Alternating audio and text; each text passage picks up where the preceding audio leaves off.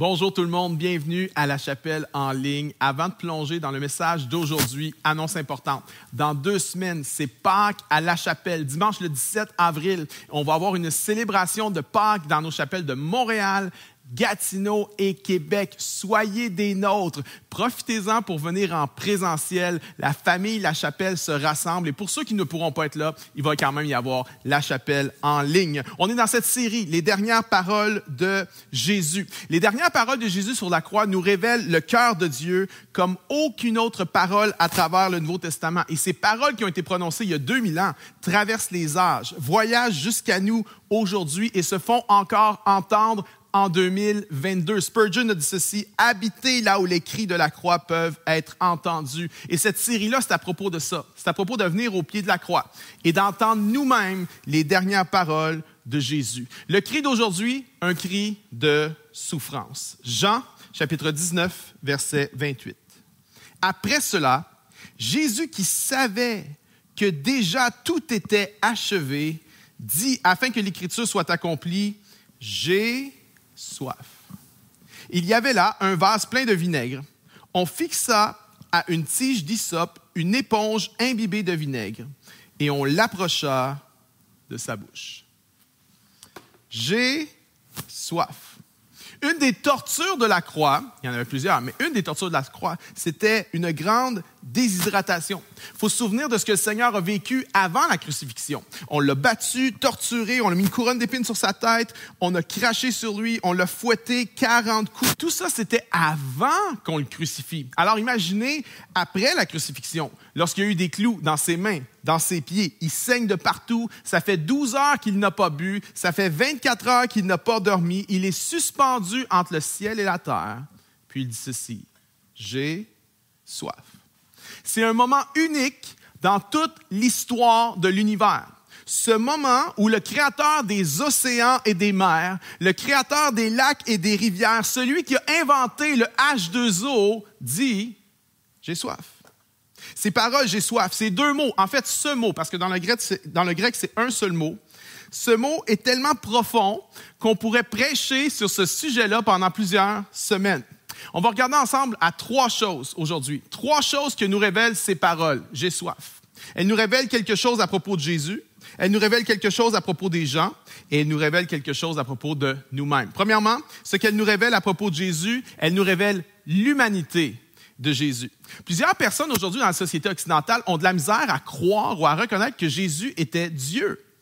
Mais dans le corps de Christ, chez les croyants, souvent, c'est le contraire. On a de la misère à croire ou à accepter ou à réaliser que Jésus était pleinement humain. Certaines personnes pensent que Jésus, en fait, était Dieu, mais juste avec une enveloppe humaine. Il n'était pas vraiment humain, il faisait juste semblant de l'être. D'autres personnes pensent qu'il était 50% homme et 50% Dieu, mais c'est pas le cas. Il était 100% homme et 100% Dieu en même temps. L'idée que Dieu puisse devenir homme, c'est un peu scandaleux. Mais les Écritures sont claires à ce sujet-là. Jésus a grandi comme nous, il a mangé, il a bu, il a dormi, il a été fatigué, il a été épuisé, il s'est fâché contre les injustices, il a été ému de compassion pour ceux qui souffraient. C'était un homme. C'était un être humain. Le concile de Chalcédoine dit ceci: Christ était vraiment Dieu et vraiment homme. 2 natures unies dans une seule personne. Il n'était pas juste une manifestation de Dieu, il était 100% Dieu et 100% homme. Et en tant que Dieu, il pouvait dire des choses comme « Avant qu'Abraham fût, je suis ». Je suis était le nom sous lequel Dieu s'était révélé à Moïse dans l'Ancien Testament. Et Jésus dit, je suis ce Dieu-là. Avant qu'Abraham fût, je suis. En tant que Dieu, il pouvait dire ça. Et en tant qu'homme, il pouvait dire des choses comme, j'ai soif. Ça nous révèle l'humanité de Jésus. Mais ça nous révèle aussi la messianité de Jésus. Le texte dit que, afin que l'Écriture soit accomplie, il dit, j'ai soif. Pendant des centaines, pendant des milliers d'années, Dieu avait annoncé à l'avance à son peuple qu'il allait envoyer un sauveur, un Messie. Et il y a plus de 300 prophéties qui annonçaient la venue de ce Messie-là pour que lorsque les gens allaient le voir, ils allaient pouvoir le reconnaître et dire « C'est lui le Fils de Dieu, c'est lui le Sauveur du monde ». plein de prophéties annonçaient sa venue. C'était annoncé qu'il allait naître à Bethléem, qu'il allait être amené en Égypte, élevé à Nazareth, qu'il allait faire des miracles, qu'il allait ressusciter des morts, qu'il allait être trahi par un ami, faussement accusé, cloué au bois, cloué sur une croix. Prophétisé des centaines d'années avant que la crucifixion n'existe. Ça avait été prophétisé que ses vêtements allaient être tirés au sort, que ses ossements ne seraient pas brisés, qu'il serait enseveli dans le tombeau d'un homme riche et qu'il reviendrait à la vie. Même ce moment où il a crié « J'ai soif » avait été annoncé à l'avance dans les Écritures, Psaume 69. « Et pour apaiser ma soif, il m'abreuve de vinaigre. » J'ai soif nous montre l'humanité de Jésus, nous montre la messianité de Jésus, mais ça nous montre aussi la sympathie de Jésus. Dans Marc chapitre 15, il y a un épisode où Jésus sur la croix se fait offrir du vin mêlé de myrrhe et Jésus refuse de prendre le breuvage. Pourquoi? À cause de la myrrhe. La myrrhe était un narcotique. La myrrhe était un antidouleur. À l'époque, il n'y a pas d'Advil, il n'y a pas de morphine, et on mélangeait du vin et de la myrrhe et on donnait ça aux gens qui souffraient. Et c'est ce qu'on voulait faire pour Jésus. Mais Jésus refuse ce breuvage parce que Jésus, lorsqu'il était sur cette croix, voulait ressentir les pleines conséquences du péché de l'humanité. Jésus ne voulait pas mourir avec des facultés affaiblies. Jésus a supporté toutes les souffrances de la croix, chaque douleur. Voici pourquoi, nous dit le prophète Ésaïe. 53 nous dit ceci. Certes, ce sont nos souffrances qu'il a portées. C'est de nos douleurs qu'il s'est chargé. OK, il n'était pas juste en train d'être crucifié par des bourreaux. Il portait quelque chose. Il portait tes souffrances. Il portait tes douleurs. Et nous l'avons considéré comme atteint d'une plaie, comme frappé par Dieu et humilié. Mais il était transpercé à cause de nos crimes, écrasé à cause de nos fautes. Le châtiment qui nous donne la paix est tombé sur lui. C'est nos douleurs qu'il a portées. Ta douleur, celle que tu vis en ce moment, il l'a portée à la croix. Est-ce que tu souffres en ce moment? Émotionnellement? Anxiété, dépression, découragement, solitude, tu traverses un désert. Est-ce que tu souffres physiquement? Douleurs chroniques, fibromyalgie, arthrite, arthrose, traitement de chimio. Peu importe ta douleur, peu importe ta souffrance, Jésus sait. Jésus connaît. Parce que Jésus s'est chargé de nos douleurs à la croix. Ta douleur spirituelle, peut-être qu'en ce moment, ça fait mal spirituellement. Peut-être que tu te sens loin de Dieu, puis ça fait mal. Peut-être que tu te sens abandonné de Dieu. Peut-être que tu te sens dans un désert spirituel. J'aimerais te dire ceci. Jésus sait. Chaque douleur émotionnelle, spirituelle, était sur lui. Il sympathise avec nous. C'est pour ça que l'auteur aux Hébreux nous dit, dans le Nouveau Testament, Hébreux chapitre 4, nous dit ceci. Car nous n'avons pas un souverain sacrificateur incapable de compatir à nos faiblesses. Mais il a été tenté comme nous, à tous égards, sans commettre de péché. Approchons-nous donc avec assurance du trône de sa grâce, afin d'obtenir miséricorde et trouver grâce en vue d'un secours opportun.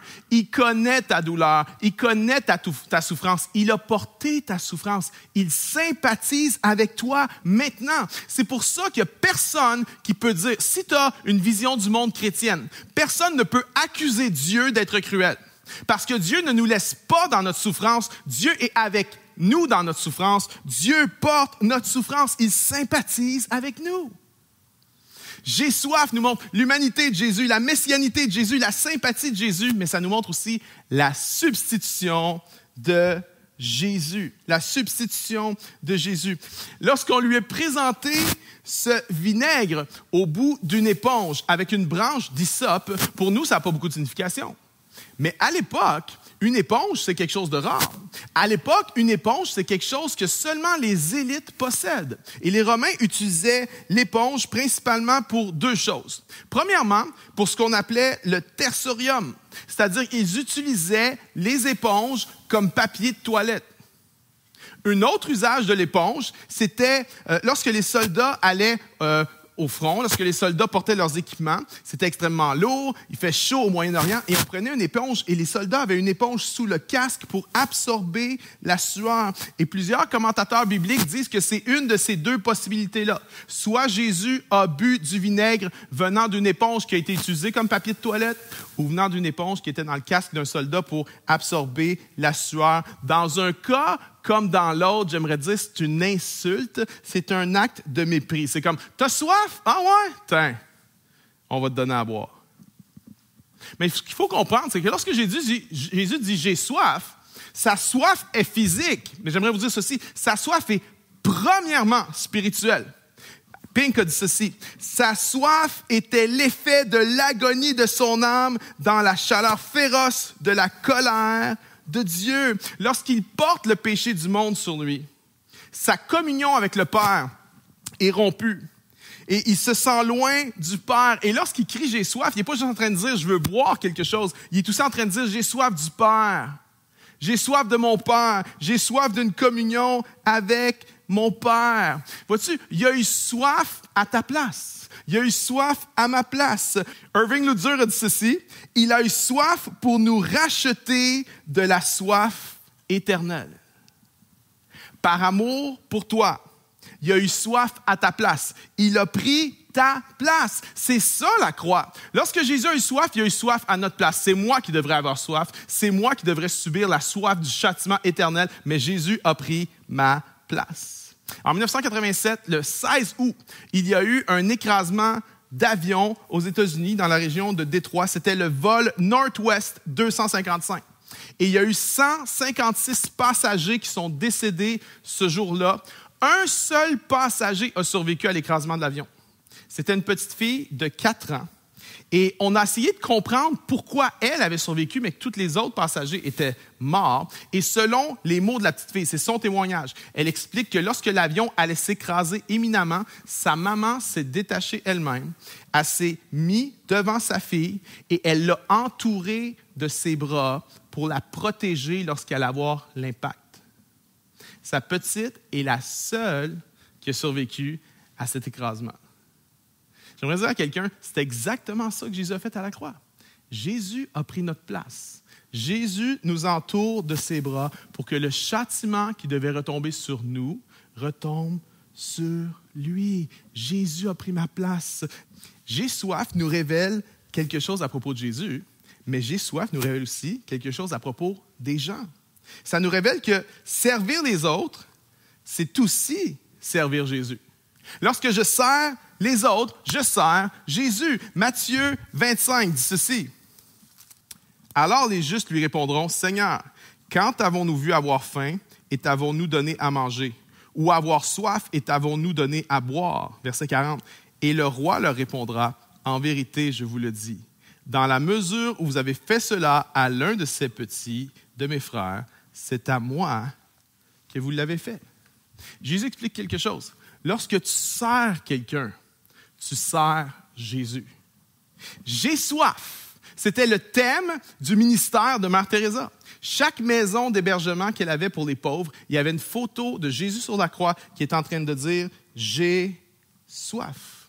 Lorsqu'on aide les autres, lorsqu'on sert les autres, on sert Jésus. Lorsqu'on envoie de l'argent en Ukraine pour aider des réfugiés, on sert Jésus. Lorsqu'on envoie de l'argent au Yémen pour aider des gens qui souffrent de la faim, on sert Jésus. Servir les autres, c'est servir Jésus.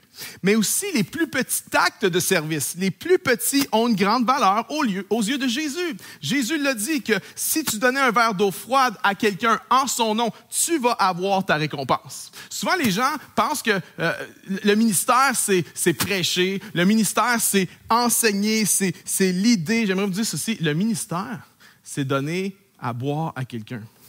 Le ministère, c'est donner à manger à quelqu'un. Tout le monde veut faire des grandes choses pour Dieu aujourd'hui, mais les grandes choses pour Dieu, c'est les petites choses.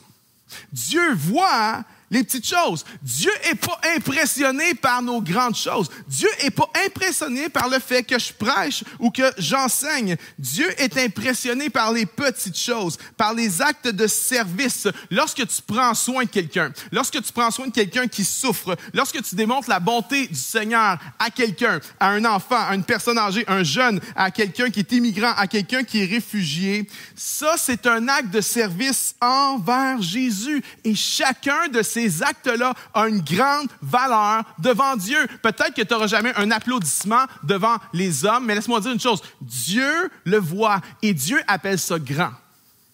Qu'est-ce qu'on est prêt à faire pour faire entrer quelqu'un dans le royaume de Dieu?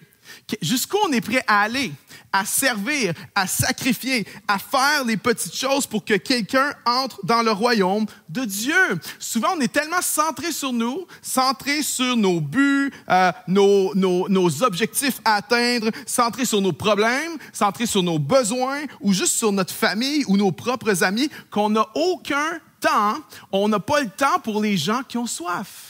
J'aimerais vous dire, ça nous révèle ce passage-là. Il y a des gens autour de nous qui ont soif. Ils n'ont peut-être pas soif physiquement, quoique certains peut-être, mais j'aimerais dire autour de nous, il y a plein de gens qui ont soif spirituellement.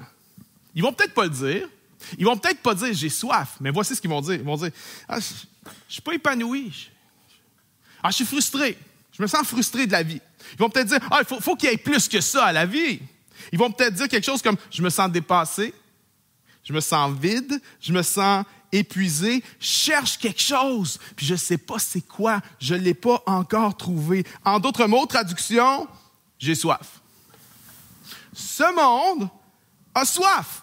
Et ce monde essaie de se satisfaire avec des choses qui ne satisfont pas. J'aimerais dire ceci, nous sommes appelés à un monde qui a soif. Les gens ont soif et le peuple de Dieu, nous savons qui est la source et on est appelé à conduire les gens à la source. C'est pour ça que je veux te défier. Dans 2 semaines, invite quelqu'un pour Pâques à la chapelle. Invite-le à venir célébrer Pâques. C'est un moment où les gens sont plus ouverts à accepter une invitation. Et c'est le moment idéal à Pâques pour inviter quelqu'un qui ne vient pas à l'église ou quelqu'un qui ne vient plus à l'église. Mets-toi en prière dans les prochains jours. Pense à qui tu vas inviter et fais un acte de don de soi, un acte de service envers les autres en invitant quelqu'un à venir célébrer Pâques, en invitant quelqu'un à aller manger avec toi après le service de Pâques. J'ai soif. Ces paroles nous révèlent des choses sur Jésus, sur les gens, mais elles nous révèlent aussi des choses à propos de nous-mêmes. Ça révèle quelque chose à propos de toi. Tu sais quoi? Tu as soif.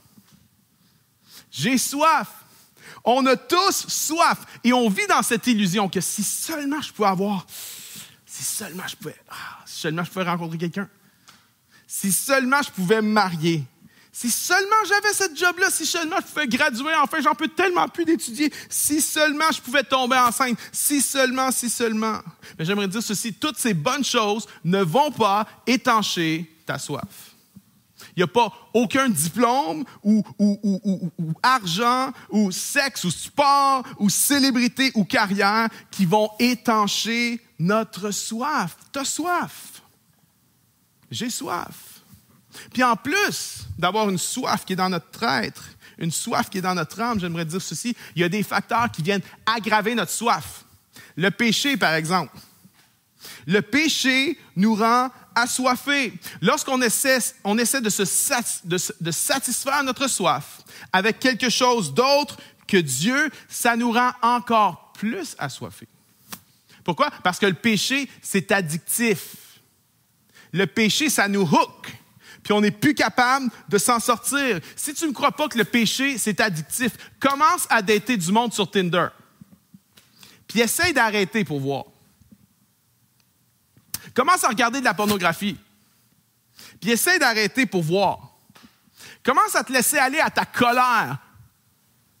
Puis tu vas voir que plus facilement, encore et encore, tu vas te laisser aller à ta colère, à ta critique, à ton impatience. Pourquoi? Parce que le péché, c'est addictif. Et plus on prend du péché pour essayer de satisfaire notre soif, plus nous sommes assoiffés. J'aimerais dire ceci à quelqu'un aujourd'hui.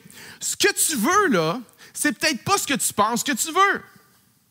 Peut-être que tu penses que j'ai besoin de ces choses-là, j'ai besoin de faire ça, j'ai besoin de consommer ça, cette substance-là, ce produit-là, j'ai besoin de coucher avec cette fille-là, j'ai besoin.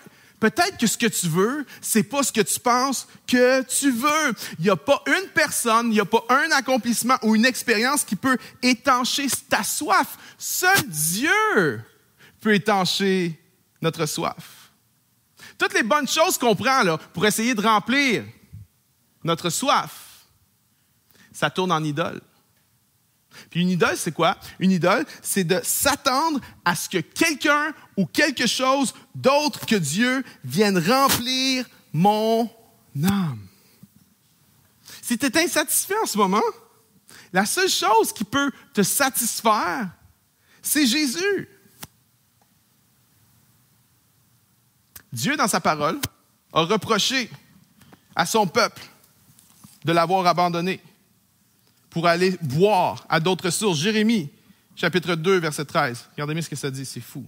« Car mon peuple a doublement mal agi. » Dieu dit, non seulement vous avez fait le mal, vous avez fait le mal double. Puis il dit, voici ce que j'ai à vous reprocher. Ils m'ont abandonné, moi la source d'eau vive. Première offense. Ils ont abandonné Dieu, la source, pour se creuser des citernes. Des citernes crevassées qui ne retiennent pas l'eau. Voyez-vous, Dieu dit, moi, je suis la source d'eau vive. C'est quoi une source d'eau vive? C'est quelque chose qui ne tarit pas. C'est quelque chose qui coule en tout temps. C'est une eau propre, c'est une eau pure. C'est quoi une citerne? Une citerne, c'est un trou qu'on creusait dans le sol pour accumuler l'eau de pluie. OK?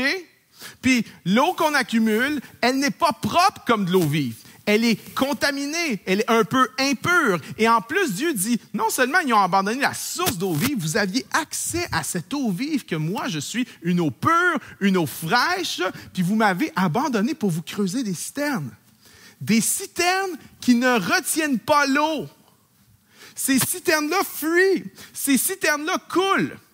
Une source d'eau vive, tu n'as même pas à travailler pour prendre l'eau, tu as juste à boire.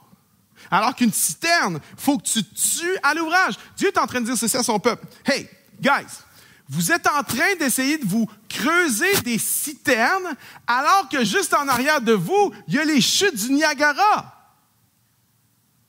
Des millions de litres par seconde qui coulent. Il y a une eau vive pour vous, puis vous êtes en train de vous épuiser à creuser des citernes qui ne retiennent pas l'eau.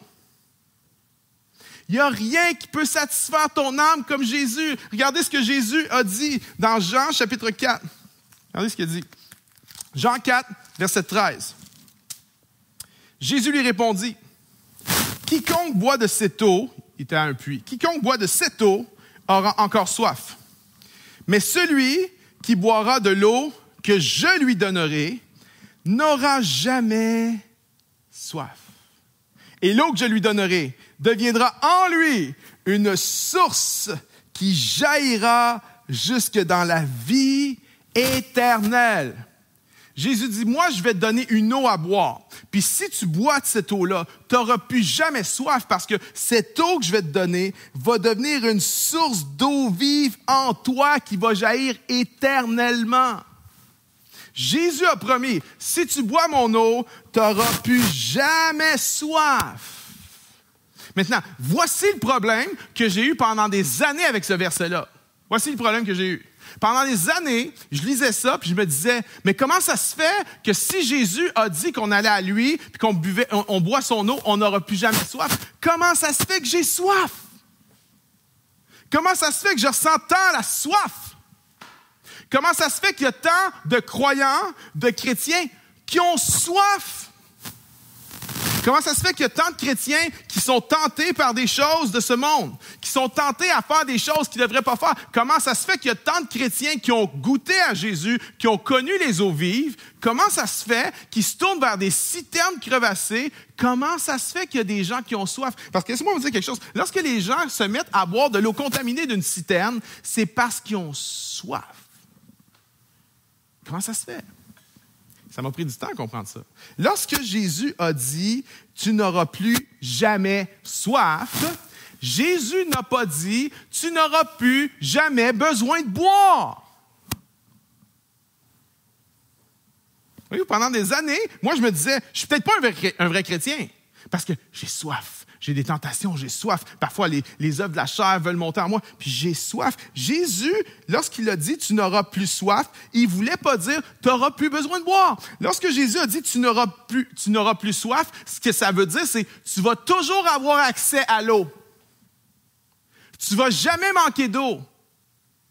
Mais il faut que tu boives, par exemple. Il faut que tu te penches, il faut que tu mettes tes mains dans la source d'eau vive, puis il faut que tu la portes à ta bouche. Et cette image-là, c'est l'image de la communion avec le Seigneur. C'est l'image du Saint-Esprit en nous. Tu reçois cette eau, tu reçois le salut de Dieu, et ça produit en toi une source d'eau vive. Le Saint-Esprit vient habiter en toi, et il y a une source d'eau vive qui jaillit de ton sein, mais il faut que tu boives de ton sein. Faut que tu boives de cette eau qui jaillit de toi-même. Faut que tu la prennes, faut que tu la boives. Elle est dans ton esprit, elle jaillit de ton esprit, mais il faut qu'elle déborde sur ton âme et qu'elle déborde sur ton corps. Il y a plein de gens qui pensent que lorsque Jésus a dit « Vous n'aurez plus jamais soif », il voulait dire « Tu n'auras plus jamais besoin de boire ». Alors tu viens à l'église une fois, tu es touché par Dieu une fois, alléluia, tu marches sur un high spirituel pendant une couple de semaines. C'est formidable, c'est génial. Peut-être pendant une année, tu marches sur un high spirituel, mais tu n'as pas de communion avec Dieu, tu n'as pas de communion avec le Saint-Esprit. Puis quand tout s'effondre, tu te dis « Mais c'était pas vrai tout ça. » C'est pas vrai? J'ai soif! Puis là, tu te promènes comme un assoiffé qui est prêt à boire n'importe quelle eau contaminée. Pourquoi? Parce que tu as arrêté de boire. Aujourd'hui, tu as besoin de boire. Parce qu'aujourd'hui, tu as soif. Puis tu dois apprendre à t'abreuver, non pas aux citernes de ce monde, mais s'abreuver à la source qui jaillit en toi par le Saint-Esprit dans cette communion avec le Seigneur. Est-ce que tu as soif en ce moment? Va te connecter avec la source. Va t'abreuver à lui. Il t'attend pour étancher ta soif. Tu manqueras jamais d'eau. L'eau est là. Si tu es en Jésus-Christ, il n'y a jamais de manque d'eau. L'eau est toujours disponible. Le chute du Niagara coule constamment dans ton sein. Branche-toi à bonne place.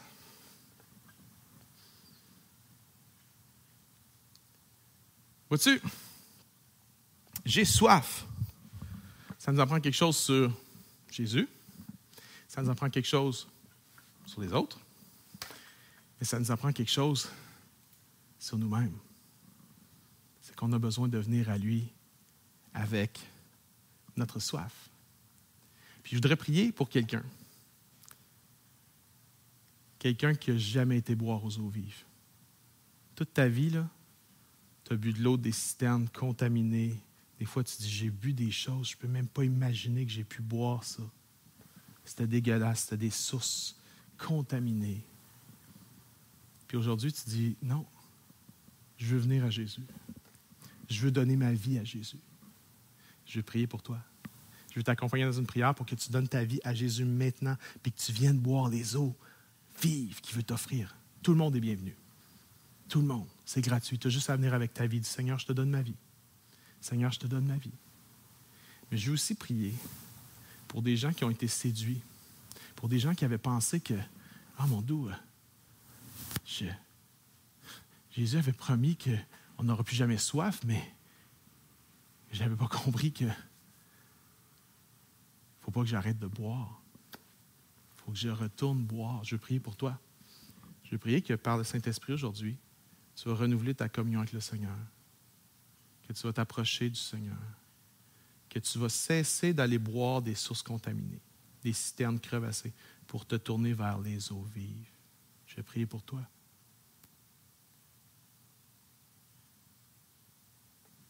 Prions ensemble. Seigneur, je te prie pour ces deux groupes de personnes. Ceux qui n'ont jamais bu à la source et qui ont entendu ce message aujourd'hui, que tu as parlé à leur cœur, que la foi est montée en eux, puis qui disent, Jésus, je te donne ma vie, je vais boire tes eaux vives. Père, je te prie maintenant pour le salut de leur âme. Je te prie que tu viennes inonder leur âme, que tu viennes, Seigneur, leur donner ton Saint-Esprit, que tu viennes les remplir et que tu leur donnes une vie nouvelle qui commence aujourd'hui. Puis je te prie pour tous les autres qui peut-être ont soif, mais ils savent où est la source, mais ils vont boire ailleurs. Je te prie, Seigneur, qu'alors qu'ils viennent devant toi en repentance, qu'ils disent, je délaisse les citernes crevassées, je me tourne vers la source d'eau vive, je prie qu'il y ait un changement, je prie qu'il y ait un changement radical qui prenne place aujourd'hui, Je prie qu'ils apprennent à s'abreuver à la source d'eau vive. Je prie pour ceux qui reviennent à toi aujourd'hui, qui se repentent de leurs péchés, qui viennent à la source. Père, je prie que tu les relèves et je prie que tu les enseignes à boire à la bonne place. C'est dans le nom de Jésus que j'ai prié. Amen. Et amen.